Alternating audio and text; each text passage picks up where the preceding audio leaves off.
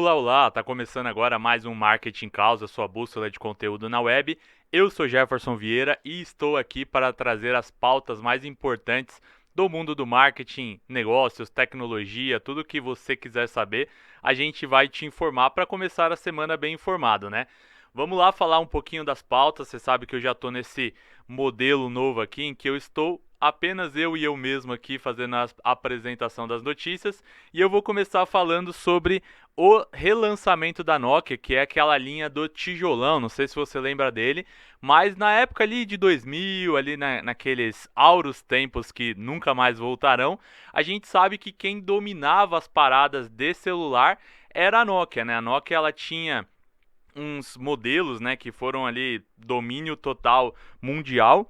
Só que a partir de 2007, mais ou menos ali, com o lançamento do smartphone, acho que foi mais ou menos 2007 que foi lançado o iPhone, a Nokia foi perdendo a sua relevância, né? A Samsung e a Apple dominaram realmente o mercado e a Nokia meio que foi perdendo a relevância, foi perdendo o mercado. Mas para você ter ideia, em 2007, que foi o auge da empresa, ela representava 30% do PIB da Finlândia, né? Que é o país de origem da Nokia. Ali em 2016, ela já estava bem pouco relevante, né? Que os celulares meio que ela não conseguiu ir se adaptando, ela não conseguiu evoluindo seus modelos. E eis que em 2016 eles venderam a sua marca, né, para a empresa HMD, que fez a aquisição dos modelos da marca em si para poder produzir e utilizar os celulares. Até que a partir desse ano, né, eles decidiram, acho que foi a partir de 2020 mais ou menos ali, que eles decidiram que eles não iriam produzir mais smartphones e eles estão com uma estratégia diferente, que é basicamente fazer a venda de uns tipos de produtos que a gente chama de dumbphones. O que são os dumbphones? São telefones burros. A ideia é comercializar aparelhos que não tenham as tecnologias de um smartphone. Então, para você ter uma ideia, o relançamento do Nokia 3210, que é o tijolão, como ele era conhecido aqui no Brasil, ele vai ter todas as características anteriores do aparelho, que é a questão da bateria de longuíssima duração, o joguinho da cobrinha, acho que todo mundo jogou uma vez na vida esse joguinho, mas ele vai ter ali algumas funcionalidades básicas de um smartphone, como a conectividade 4G, WhatsApp, câmera, para utilização. Esse é um formato que tem feito bastante sucesso, mas a gente fala de sucesso quando a gente fala aqui no mundo do marketing, a gente está falando do mundo de nicho, né? Mas é aquele sucesso relativo, justamente porque a gente está num momento em que as pessoas elas se sentem tão conectadas que às vezes um tipo de aparelho deles se ajuda, né, a gente a se desconectar um pouco. Então, existem pessoas das novas gerações que estão buscando essa vida de desconexão e aparelhos como esse acabam atraindo esse tipo de público, né? Para você que está curioso para saber se já tem aqui no Brasil, infelizmente não tem nenhuma previsão. Esse aparelho está sendo comercializado somente lá na Europa, mas fica aí para quem quiser e quem tiver esse interesse, pode ser que chegue aqui no Brasil em algum momento. Segunda notícia, a gente vai falar, isso aqui foi algo que repercutiu ali no finalzinho da semana passada com relação ao mercado de shows aqui no Brasil, né? Então eu trouxe até esse tema que é, será que a gente está vivendo uma bolha de shows aqui no Brasil? E isso por quê? Na semana passada, teve um anúncio, foi basicamente um anúncio em conjunto ali de cancelamento das turnês da Ivete Sangalo e da Ludmilla. E aí você vai falar, Jefferson, mas você fala de show também, né? Esse programa aí você não tem tema, né? Por que eu tô falando sobre isso, né? Justamente na pauta que envolve um pouco do momento que a gente está vivendo, né? A gente teve esse anúncio de cancelamento, foi um negócio que realmente surpreendeu o público, porque as pessoas não esperavam.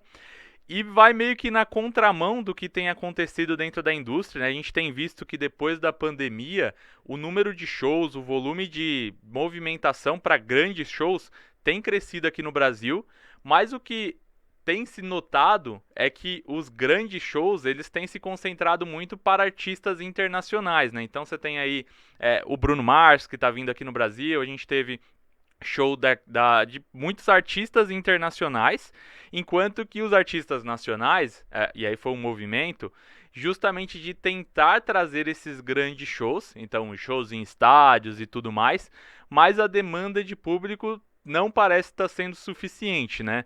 O entendimento agora é que a perspectiva está muito em volta dos festivais, né? Os festivais que parece que vão dominar aí os próximos tempos. Teve até uma entrevista da Anitta, que casou bem com tudo isso, que repercutiu bastante na semana retrasada, se eu não me engano. Ela falou justamente sobre o lançamento do novo show dela e que ela não faria esse lançamento da turnê aqui no Brasil porque as pessoas aqui no Brasil não estavam interessadas em pagar muito para uma turnê de um show nacional, né? Então ela meio que repercutiu isso.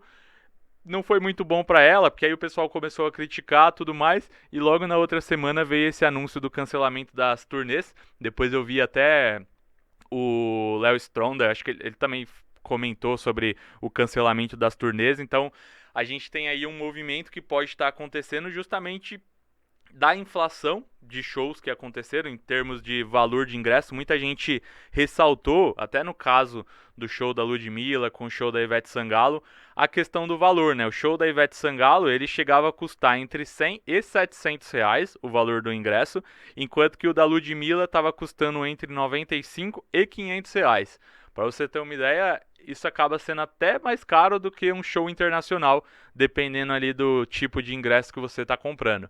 Então, essa inflação é o que muita gente aponta como motivo para baixa demanda, né? Então, na verdade, é uma questão de entendimento sobre o mercado, até porque a gente vê que sertanejo, por exemplo, tem uma adequação de valor muito menor e está sempre lotando e está sempre trazendo resultado, né? Então, essa questão da bolha pode ser às vezes até uma questão de correção inflacionária. E a bolha é justamente isso, né? Os preços eles sobem muito, de repente as pessoas param de pagar e aí os preços caem de uma vez. Só que aí entra o outro ponto, né? A questão de valor é justamente porque a característica desses shows, e é o mesmo que acontecia no caso tanto do show da Ivete Sangalo quanto no show da Ludmilla, é um show que tem uma estrutura muito pesada, realmente, de bailarino, coreografia, uma estrutura forte, mais ou menos na estrutura de um show realmente internacional. O problema está muito naquela questão do valor, né? O valor que a gente consegue entender e aplicar para um produto, digamos que nacional, né? Algo que está ali dentro do nosso dia a dia. Às vezes é um artista internacional que tem uma estrutura menor, mas as pessoas dão mais valor do que às vezes um produto menor. Isso, se a gente for trazer para o mundo do marketing, tem uma relação grande, né? Sobre qual que é a percepção de valor que a gente traz para o nosso produto, para o nosso serviço. Essa percepção de valor, ela determina muito o quanto as pessoas estão dispostas a pagar. Então, às vezes, e aí no caso do artista internacional, a gente tem a questão da escassez, que determina muito disso, né? Então, o artista internacional, ele vai vir aqui no Brasil pouquíssimas vezes. Então, você tem uma escassez grande que vai determinar muitas vezes a procura por esse show, né? Então, ele acaba se inviabilizando, acaba inflacionando a questão do valor, enquanto que o artista nacional tá sempre aqui. Você tem ali Carnaval, Ivete Sangalo tá em todo Carnaval. Então, meio que isso acaba retirando um pouco do valor que as pessoas estariam dispostas a pagar, né? Mas a gente vai ver aí o movimento nos próximos meses, se essa questão de valores vai continuar nessa faixa e se os shows vão continuar se vendendo para valer ou não esse valor. Próxima notícia, a gente fala bastante aqui sobre a conexão das marcas com as redes sociais, né? E o Boticário veio aí justamente para mostrar como que a gente pode, uma marca, ouvir realmente os seus consumidores. Justamente porque eles lançaram uma edição limitada de uma fragrância. O nome dessa fragrância é Egeu Melancia, Egeu Melancia, desculpa aí a pronúncia. A ideia dessa fragrância, ela surgiu como uma trend lá nas redes sociais.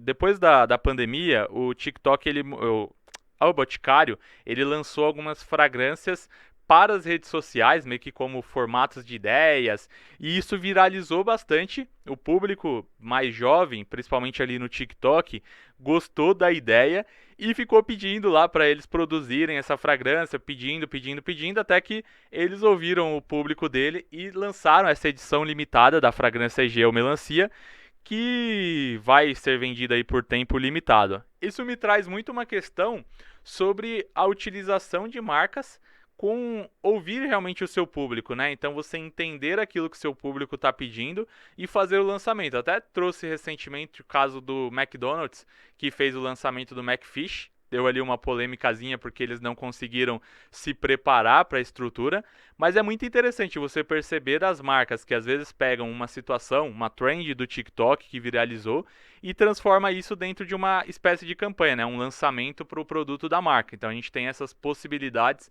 interessantes que acabam trazendo realmente novidades para o mercado, né? Então uma marca que consegue ouvir o seu público, consegue se adaptar a essa realidade, tem muitas chances de conquistar mais esse público, né? Transformar aquilo que a gente chama de brand lovers, que são os amantes realmente da marca, né? Então a marca que demonstra essa característica de ouvir realmente o que o público quer, consegue trabalhar bem isso. Agora falando sobre campanhas, né? Eu trouxe um exemplo legal de campanha que eu peguei lá na semana passada, que foi uma campanha do Gatorade. Eles colocaram o logotipo no avesso dentro da camisa de futebol. Então, foi uma parceria do Gatorade com a agência Isla. Eles fizeram um patrocínio para o Clube Independiente de Medellín. O patrocínio da Gatorade basicamente consistiu em colocar o uniforme, até tem aqui a imagem, então você vê que quando ele vai assoar ali, tirar o suor, o logotipo aparece aqui no avesso da camisa, né? Só que para isso justamente precisa de uma estrutura, né? Então essa estratégia que a Gatorade montou, ela envolve a cor para a utilização interna, né? E também não afetar a parte externa do uniforme, tamanho, posicionamento, justamente para ele demonstrar essa relevância. Porque às vezes se você coloca ali num lugar que quando o jogador fizer ali o movimento não vai aparecer, não adianta nada, né?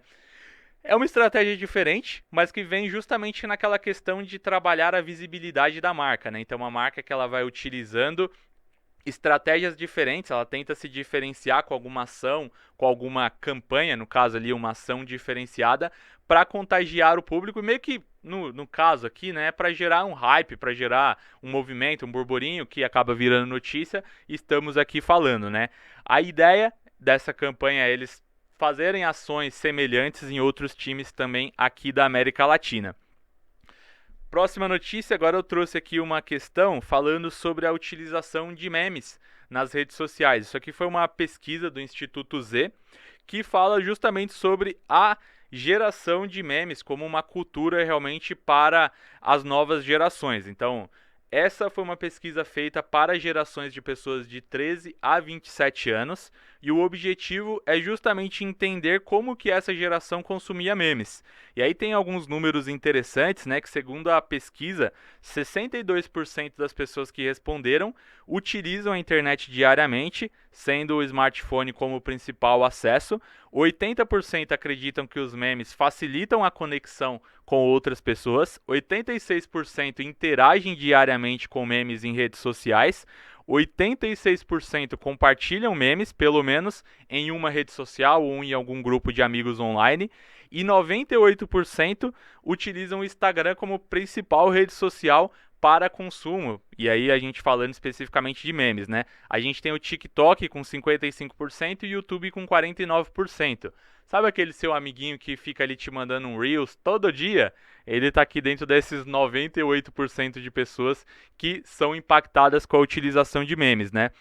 Para 75% das pessoas, a utilização de memes ela é bem-vinda, principalmente para marcas, justamente porque demonstra uma conexão com o público e demonstra modernidade, né? O que é algo que tem que ser tomado ali com certo cuidado, né? Eu vejo que tem muita marca que utiliza os memes com com pouca moderação, vamos dizer assim, e acaba ficando meio cringe, ali meio tiozão da internet, sabe? Que eu quero me comunicar, não fica algo muito legal. Então, eu sempre recomendo a utilização, mas uma utilização moderada. Às vezes tem um momento certo para você utilizar aquilo que realmente cabe com a sua marca ou não. E outro ponto para se tomar cuidado, principalmente se você é uma marca, é com a questão de direito autoral, né? A utilização de memes, se você está usando a imagem de outra pessoa, é algo que tem que ser feito com certo cuidado, existe um risco ali, aí vale mais um conselho de um advogado de marca para entender a utilização real disso ou não, mas é algo que tem que ser feito com bastante cuidado e bastante atenção, porque eu já vi casos, eu acho que foi no caso de um cantor, que utilizaram o meme dele, a pessoa fez um anúncio e meio que ele entrou com o processo e ganhou esse processo, né? Então tem que tomar bastante cuidado sobre a forma como você está utilizando isso, né? Então se você tem uma marca, vale a pena utilizar? Pode valer a pena, mas primeiro identifica se faz sentido com o seu negócio e também se você não está infringindo nenhuma regra de utilização de marca. Beleza? Próxima notícia, vamos falar sobre a casa de apostas que assumiu os name rights da Arena Dunas. Esse é um movimento que a gente já tem visto para marcas utilizando o patrocínio de nomes de clubes de futebol, principalmente ali em estádios. A Arena Dunas, que é um estádio localizado lá em Manaus, foi construído lá na época da Copa do Mundo, naqueles estádios que foram construídos, vamos dizer assim. Eles vão patrocinar, o valor do patrocínio é de 6 milhões pela utilização de naming rights por 5 anos. Não é o primeiro estádio da empresa, tá? Em 2023 eles fecharam um acordo com a Fonte Nova pelos próximos 4 anos, só que no valor de 52 milhões. A gente tem visto esse movimento de naming rights aqui no Brasil, até trouxe alguns exemplos que a gente já falou em programas anteriores, né? Então tem o caso da Neoquímica lá no Corinthians, o caso do Morumbis lá com o Morumbi, tem o caso do Barradão do Vitória, esse é um caso curioso, que foi a Fatal Model Barradão, depois pesquisem sobre essa empresa para vocês entenderem do que ela é, e o Pacaembu, que foi a última agora com o Mercado Livre, né? A gente já discutiu algumas vezes aqui no programa sobre a validade realmente dessa utilização, né? Utilização de naming. Tem alguns que pegam, tem outros que não, né? Você vê aqui o caso do Palmeiras, que tem ali a Allianz, é um caso que deu bastante certo, enquanto que muitos assumem que o caso do Corinthians, por exemplo, não é muita gente que costuma utilizar, né? Só que o problema principal disso é que, além de você fazer um patrocínio no clube, né, no estádio, não no clube, você também precisa negociar com a televisão. Então, por exemplo, para a Globo falar Neoquímica Arena, né, precisa de um acordo extra. Você tem até o caso do Red Bull Bragantino, que até hoje, vira e mexe, a Globo está falando lá RB Bragantino para não falar Red Bull Bragantino, né? Então, exige, além do investimento lá no clube, você ainda tem que patrocinar a televisão que está falando o nome do estádio. Porque criar uma cultura, né, de trazer o nome do estádio como algo principal é algo que é complicado, né? Então, você já tem um valor de patrocínio altíssimo para esse investimento e ainda tem que investir mais para as possibilidades, para conseguir trazer resultado, para conseguir trazer realmente relevância para a utilização desse nome, né? Porque de nada adianta. Estou patrocinando ali o caso do Mercado Livre, né? Patrocinando Pacaembu, mas é um nome que já está impregnado na cabeça das pessoas, né? Então você conseguir reverter isso é algo difícil, né? Acho que no caso do Morumbi ali, que tem uma associação que eles fizeram, é o que vai ter uma facilidade para o nome pegar, né? Mas essa questão do nome pegar é algo que precisa ser avaliado bem. Próxima notícia, vamos falar sobre... Semana passada eu trouxe aqui o caso da Apple, que eles fizeram aquela campanha que não pegou muito bem, que foi a propaganda do Crash. Na campanha, vou relembrar aqui para vocês, era basicamente uma máquina que ela ia esmagando artefatos artísticos para a ideia de falar que todos os artefatos artísticos cabiam no novo tablet, lá no novo iPad da Apple. Não pegou bem, eles pediram desculpas. E aí eu achei uma sacada genial que a Samsung fez, eles fizeram um videozinho para meio que passar por cima dessa polêmica, né? Eu vou pedir pro Vitor passar na tela o vídeo da Samsung, que meio que é basicamente isso, tá? É uma artista, vou pedir para ele exibir e depois a gente fala do vídeo.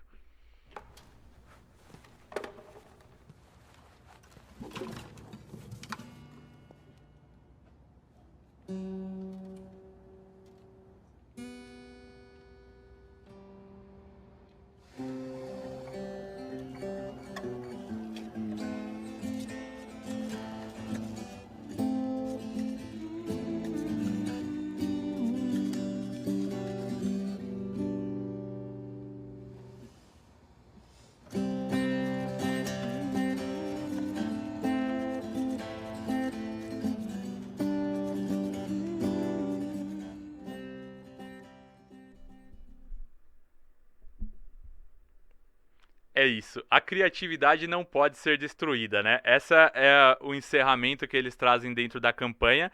Então, basicamente, ela pega ali aquele cenário de destruição, itens artísticos destruídos, pega o violão, começa a tocar e eles encerram com essa frase de a criatividade não pode ser destruída. Muitas vezes, você vê que em momento algum eles precisaram citar a Apple, mas fizeram uma referência para o principal concorrente deles e trouxeram realmente uma resposta interessante, né? Então, às vezes a criatividade de uma marca, ela tá muito na forma como ela consegue responder ali um assunto em alta e transformar isso em algo sobre ela, né? Uma coisa que não tinha nenhuma relação com a Samsung, eles conseguiram absorver um pouco dessa polêmica e trazer ali relevância para eles, né? Então, às vezes a sua marca precisa pensar muito nas formas criativas que você pode utilizar para se aproveitar de pautas quentes, né? Eu falei um dia aqui sobre como às vezes, né, a utilização de pautas quentes pode dificultar um pouco o resultado do seu negócio, porque você fica meio que sempre ali perdido dentro do que eu tenho que falar sobre um assunto quente e tudo mais. E você vê nesse exemplo, eles usaram algo que estava ali dentro do momento, trouxeram para eles e foi uma resposta ali meio que sem, vamos dizer que uma rivalidade ali com o principal concorrente deles, né? Então é uma campanha muito interessante que acho que teve uma repercussão legal para a Samsung. O que você achou? Próxima notícia, eu trouxe aqui o caso da Netflix, que anunciou novos parceiros da plataforma com plano de anúncios. Para quem não sabe, semana passada a Netflix fez um report. Eles fazem sempre esses reports, eu não sei se é trimestralmente, a cada fechamento provavelmente eu acho que tem um report, que é mais ou menos uma apresentação de resultado para os acionistas. E nesse caso, eles fizeram uma avaliação sobre o resultado dos seus planos para os anúncios, né? Então, no ano de 2022, a Netflix lançou o plano de anúncios e para você ter uma ideia, já são 40 milhões de assinantes somente com o plano de anúncios. Então, esse é um plano que realmente para a Netflix fez muito sucesso, tanto que a empresa ela tinha dado uma certa estagnada nos mercados e conseguiu crescer. Duas coisas que fizeram a Netflix crescer bastante no último ano. Primeiro, o impedir lá o compartilhamento de senhas. Isso foi um negócio que também causou muita polêmica. As pessoas reclamaram bastante sobre o compartilhamento, que agora não ia poder mais compartilhar. Mas no fim, as pessoas assinaram mais, principalmente lá nos Estados Unidos, deu muito certo esse formato e o número de assinantes aumentou. E segundo, há o novo plano com anúncios, né? Então é um plano mais barato e que inclui a possibilidade de anúncios. E é interessante justamente porque esse formato de streaming, né, se você for parar para pensar, ele foi funcionando, mas exige um investimento gigantesco, né? Então a empresa ela recebe a mensalidade, uma mensalidade barata, e aí eu estou falando especificamente para a empresa que está recebendo, né? Não estou falando para o usuário. Ela recebe essa mensalidade e tem que investir um caminhão de dinheiro. Todas essas produções que são feitas pela Netflix são produções muito caras, né? Além da estrutura, todo o corpo organizacional ali da empresa exige um investimento altíssimo e que apenas com a mensalidade tem uma dificuldade grande para se pagar. Tanto que se você pega todos os streamings, o único que ainda registrou o lucro até hoje é a Netflix. A Max registrou um lucro operacional acho que no ano passado e a Disney Plus agora também tem uma perspectiva para isso. Mas os demais, assim, todo o início, né, um investimento gigantesco para esses estúdios que às vezes uma comercialização do streaming faria mais sentido do que necessariamente você ter o seu próprio serviço de streaming. Então, comercializar o catálogo pode fazer mais sentido do que necessariamente ter o meu serviço de streaming, porque é um investimento muito pesado. E a Netflix está sempre ali, pioneira do mercado. Eles fizeram esse anúncio do formato, justamente de resultado que eles tiveram com o seu plano de anúncios. E além disso, no comunicado eles também trouxeram que vão trabalhar com outras plataformas para fazer a venda desses anúncios, né? Até o ano passado, somente a Microsoft era o parceiro oficial da Netflix e eles vão fazer novas opções ali para os seus usuários. Para você ter uma ideia, segundo os assinantes da versão com anúncios, então aí um anúncio que eles fizeram, a renda familiar mais alta são desse público, e o público mais jovem geralmente é o que mais assina esse tipo de formato. Além disso, está falando que esses tipos de assinante consomem a plataforma por pelo menos 20 horas por mês. Então, é mais ou menos ali um formatinho deles anunciando para os anunciantes se interessarem pelo tipo de relevância que eles estão oferecendo.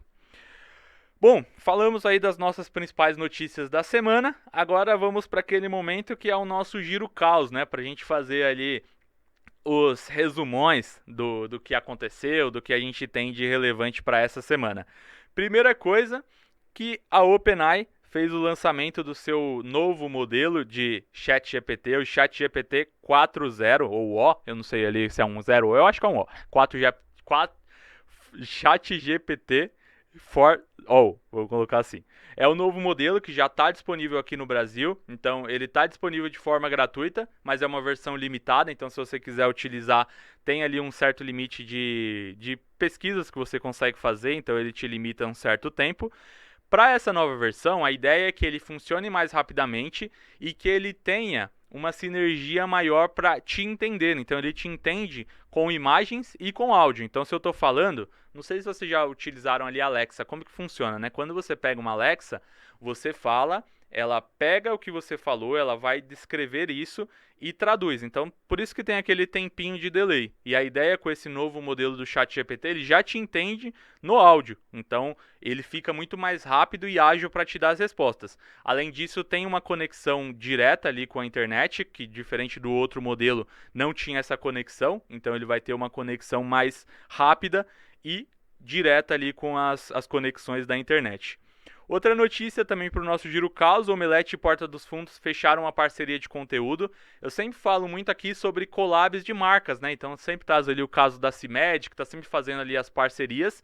E eu trouxe essa parceria diferente, que é no universo do conteúdo, né? Então o Porta dos Fundos tem uma espécie de um jornalzinho ali, que é um programa humorístico, que eles meio que trabalham com as notícias.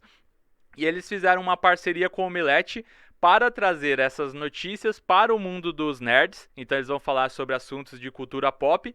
As postagens desses conteúdos vão sair nas páginas das duas empresas lá no Instagram.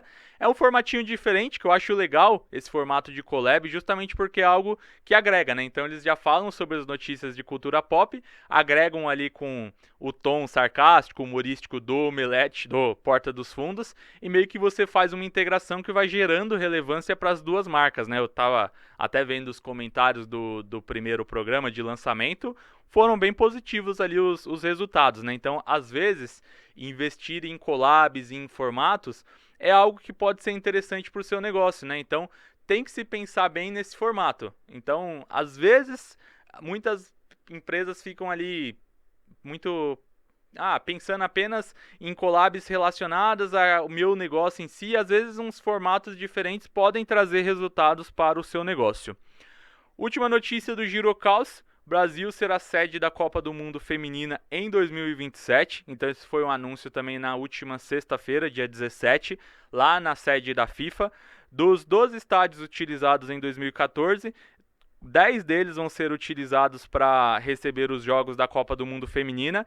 E é interessante falar do movimento que tem crescido para a Copa do Mundo Futebol Feminina, principalmente patrocínio, né? Então foram grandes patrocinadores que investiram na última realização dos jogos, que foi em 2023, na Nova Zelândia e Austrália.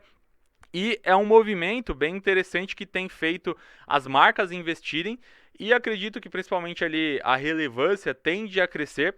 Claro que não tem como chegar no nível do futebol masculino ainda hoje, mas é uma relevância que tem crescido bastante, tem demonstrado bastante potencial de crescimento, falando especificamente em investimento de marca, né? Bom, estamos encerrando. Agora, para aquele momento final, né, eu vou deixar a minha dica para essa semana. A minha dica é a série X-Men 97, um reboot. É um reboot, remake ali que foi feito da série original de 93.